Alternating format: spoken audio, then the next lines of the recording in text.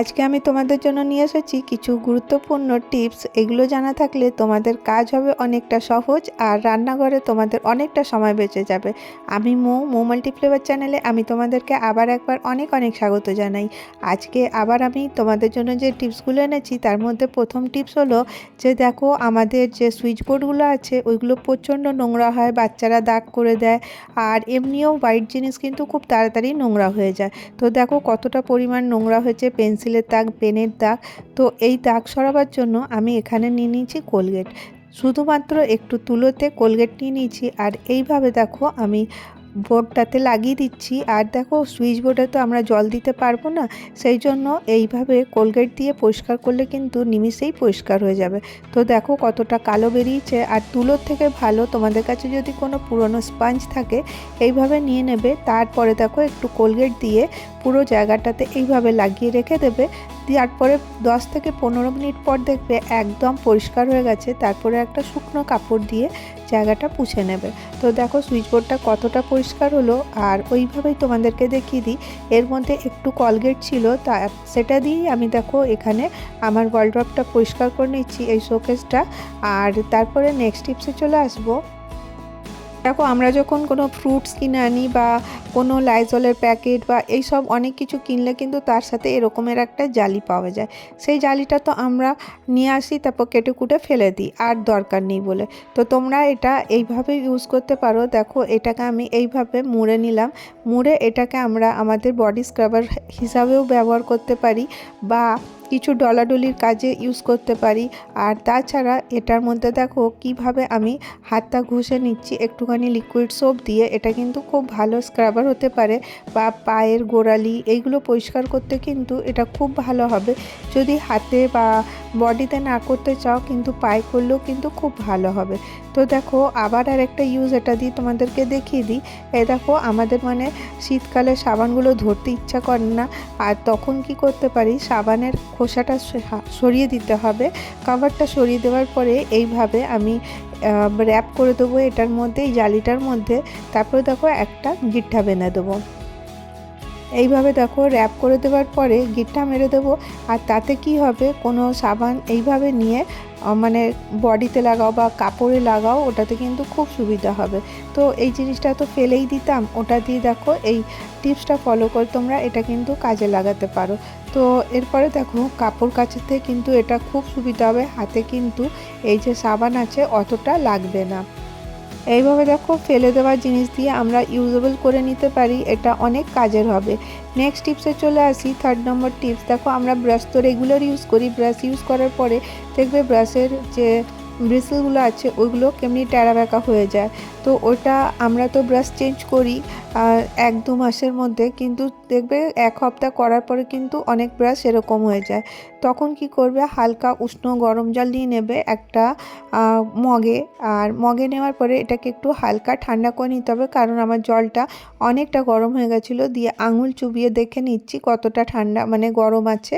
এরপরে আমি এখানে দিয়ে দেবো ভিনিগার। ভিনিগার আমাদের প্রত্যেকের বাড়িতেই থাকে। এখানে দেখো আমি 1 ঢাকনার মতন ভিনিগার দিয়ে দিলাম। তারপরে দেখো এই ব্রাশগুলোকে আমি এইভাবে এর মধ্যে দিয়ে দেবো, এই মগটার মধ্যে দিয়ে দেবো। একবার করে দেবো, আবার একটু করে উঠিয়ে নেব।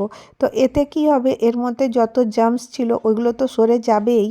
আর তার সাথে সাথে কি হবে, যে এই ব্রাশের যে ব্রাশগুলোর উপরে যে ব্রিসেলগুলো খারাপ হয়ে গেছিলো ওইগুলো কিন্তু একদম সোজা হয়ে যাবে। দেখো একদম সুন্দর হয়ে গেছে ব্রাশগুলো, যেন মনে হচ্ছে একদম নতুন। আর এর মধ্যে কোনো কিন্তু আর জার্মস থাকবে না ভিনিগার আর গরম জল দেওয়ার কারণে। তো তারপরে এটা 10 মিনিট পর্যন্ত রেখে তারপরে এটা উঠিয়ে নেবে। তারপরে যেমন রেগুলার ইউজ করা হয় অমনি করে নেবে। এবারে আমি নেক্সট টিপসে চলে আসবো। দেখো আমি এখানে একটা বাটি নিয়ে নিয়েছি। আর এটাতে কি করব দেখে নাও। আজকে আমি তোমাদের সাথে শেয়ার করি, যেমনি আমরা দাঁত ব্রাশ করি, তারপর দেখবে দাঁত অনেক সময় হলুদ হলুদ হয়ে যায়। তো সেটা থেকে রক্ষা পাওয়ার জন্য আমি তোমাদের সাথে শেয়ার করি একটা টিপস। তো দেখো এখানে আমি একটু কোলগেট নিয়েছি, তার মধ্যে নিয়ে নিলাম সামান্য একটু লেবুর রস। যে যে জিনিসগুলো আমাদের বাড়িতে থাকে আমি সেটা দিয়েই চেষ্টা করি তোমাদের সাথে টিপসগুলো শেয়ার করার জন্য। আর এটা নিয়ে নিলাম লবণ। লবণ দাঁতকে স্ট্রং করবে।